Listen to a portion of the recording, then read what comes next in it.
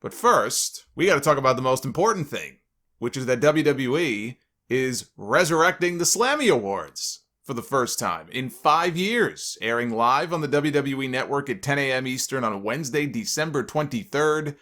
I don't know if they're just taping acceptance speeches with the winners that week, at the Raw and SmackDown tapings, and then they're just going to splice them into a special that is probably going to be hosted, I assume, by the people who host The Bump and some of the online stuff for WWE, or if they're going to have wrestlers zooming in live that morning to accept their awards, since everything is on friggin' Zoom or Skype these days.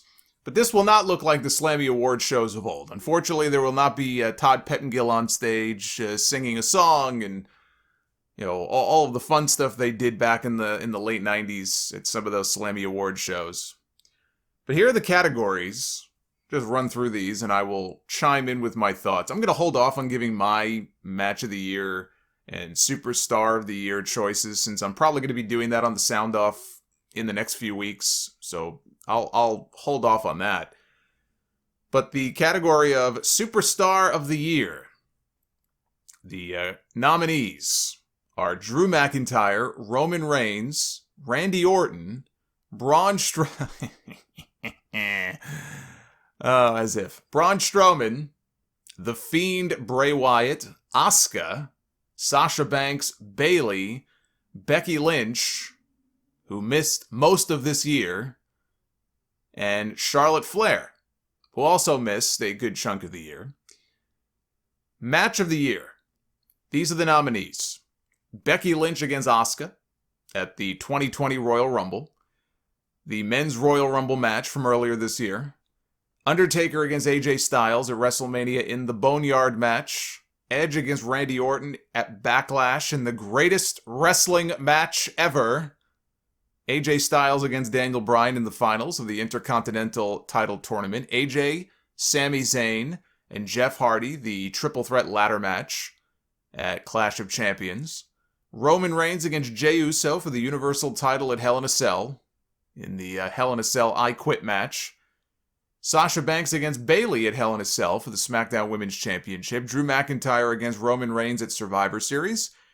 And The New Day against The Hurt Business from the November 16th episode of Monday Night Raw. All good choices. There's probably only two that I would leave off my list. Becky against Asuka may have been a good match at the Rumble, but it was not Match of the Year. And neither was The New Day against The Hurt Business. I'm not even sure why the hell that's on this list. Might have been Match of the Week. Might have been Match of the Month. But it certainly was not Match of the Year. Actually, it wasn't Match of the Month either. So I don't know why it's on this list. Other than they just felt, well, we got to put a tag match or we have to put a recent match on there. So let's just put this one on there. Rivalry of the Year. Seth Rollins against the Mysterio family. Drew McIntyre against Randy Orton. Edge versus Randy Orton. Sasha Banks against Bayley. R-Truth against The World. And Lana against Announce Tables. Sasha Banks against Bayley is the rivalry of the year from that list. I look at all those choices, the answer is Sasha Banks against Bayley. Nothing was promoted. And I know they weren't feuding, so they weren't rivals necessarily for much of the year, but the way that story built up, and as long as they put into it, and it built up to that one point where Bayley turned on Sasha, that gets my pick. Of the nominees on this list, this gets my pick for the WWE Rivalry of the Year. Then we have Tag Team of the Year, the Golden Role Models, Sasha and Bayley, Nia Jax and Shayna Baszler, The New Day, the Street Profits, and Shinsuke Nakamura and Cesaro. I'm going to go with the Golden Role Models. I would pick Sasha and Bayley as Tag Team of the Year. Return of the Year. Edge, Roman Reigns, MVP, Goldberg, and Sami Zayn. I gotta go with Roman Reigns for Return of the Year. Roman Reigns has been just on fire ever since he came back. I didn't think they would have the guts to turn him heel, but I didn't realize once they did how good he would really be. And it's only been a few months. And he has already just shot up to the top of the list as being probably the only really must-see thing about WWE television right now is the stuff that Roman Reigns is doing and the stuff that he is involved in. So to me, the return of the year in this company is easy. The answer is Roman Reigns. Breakout star of the year, Dominic Mysterio, Bianca Belair, Otis, the Street Profits, and Murphy. Breakout star of the year. From the names on that list, you know what? I probably would go with Dominic Mysterio.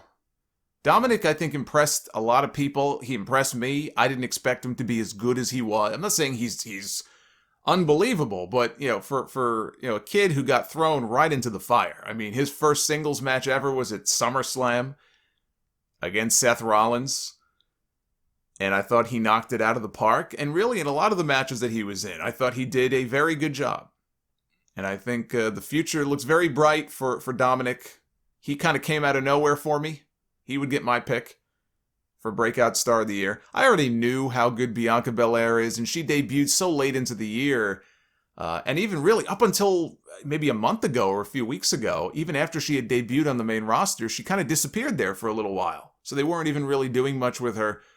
She's going to go on to become one of the big breakout stars in this company in the next, probably for the next few years. But for this year, I got to go with Dominic. Female Superstar of the Year, Asuka, Sasha Banks, Bayley, Becky Lynch, or Charlotte Flair. Female Star of the Year, I got to go with Asuka. Asuka was really an MVP in that company for many, many months after Becky left. She it's almost as if she passed the torch, literally in the ring, and passed it to Asuka. And it's sad now that Asuka really doesn't have anything to do on the show. They have her doing stuff with Lana. It's a complete waste, an absolute waste of what Asuka can bring to the table. But she has been a very, very important part. I mean, imagine how much worse that Raw women's roster would be if they didn't have Asuka around.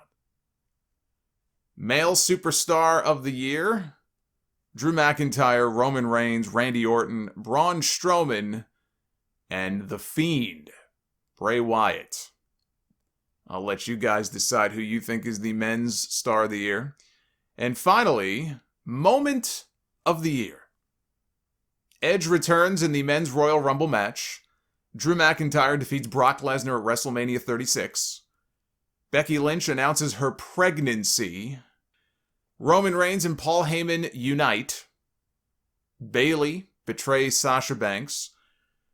And The New Day gets drafted to different brands. The New Day's farewell address. And finally, The Undertaker's quote-unquote final farewell. The moment of the year is Edge returning at the Royal Rumble.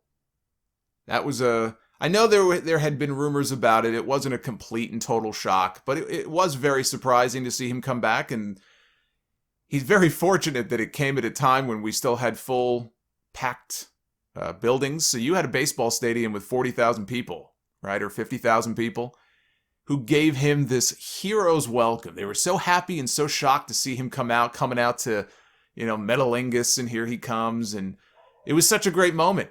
And that's why I didn't pick Edge for the return of the year, because I think Roman Reigns deserves that, but I did pick this for moment of the year. It's got to be Edge coming out, buzzer goes off, his music hits, and the building just goes apeshit.